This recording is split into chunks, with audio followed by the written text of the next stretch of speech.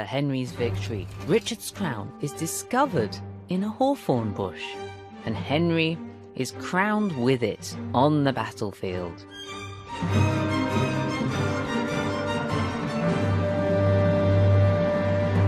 Now, how much of this really happened?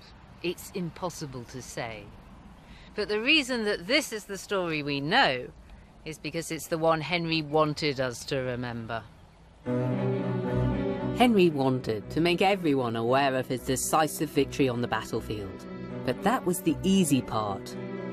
In a nation divided, Henry's enemies still believed that he was a usurper who'd stolen the crown from the anointed King Richard III. Henry needed to legitimise his new reign, so when his first parliament met a few months after Bosworth, he made sure that it was his version of events that was recorded.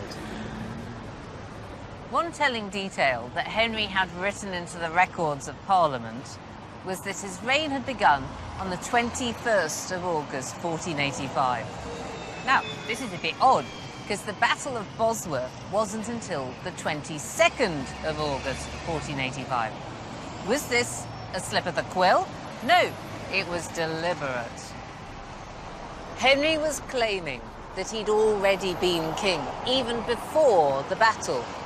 So he wasn't a usurper stealing the crown, he was just taking what was rightfully his. He cunningly realised that his success didn't just lie in victory on the battlefield, it also lay in the way that the history of the Wars of the Roses would be written.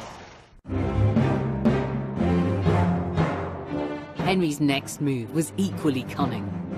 On the 18th of January, 1486, Henry VII married Elizabeth of York, daughter of Edward IV. Henry would present his match as the start of a glorious new chapter in the nation's history. Henry realised that picking the right wife was important, but that telling the right story about the marriage was even more so. The story that he wanted to tell was that this was one of the most important marriages in history. Here he was, a Lancastrian, marrying Elizabeth, a Yorkist. They were going to heal the nation. They'd once been bitter rivals, but now they were loving bedfellows. But his cunning storytelling had another advantage too. It glossed over the very inconvenient fact that an awful lot of people thought that he had no right to the throne at all.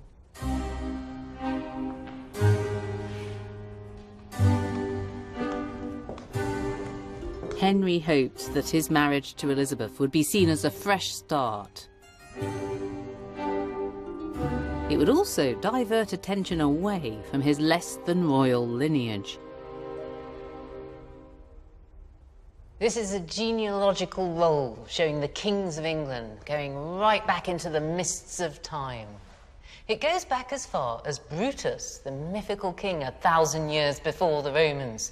You can't even see Brutus because he's still rolled up. We couldn't fit the whole thing onto the table. And as you come down this end towards me, you move forwards into the period of the Wars of the Roses.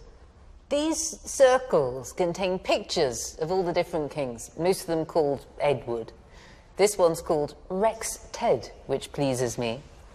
As we get down here, we have some Henrys. Henry VI, here's another Edward, here's Richard III, and then the main red line peters out. Where is the next king, Henry VII?